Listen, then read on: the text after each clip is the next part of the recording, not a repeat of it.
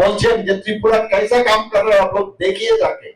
এই যে বিষয় আজকে রিয়াং শরণার্থীদের, এই যে বিষয় আজকে রিয়াং শরণার্থীদের আমাদের যে বিদ্যুৎ পৌঁছানোর যে বিষয় আছে মুফত বিজলি যোজনা তার মাধ্যমে আজকে রিয়াং শরণার্থীদের জন্য এতদিন ধরে তো অনেক সরকার ছিলেন, আজকে রিয়াং শরণার্থীদের জন্য এতদিন ধরে তো অনেক সরকার ছিল, 35-23 বছর ধরে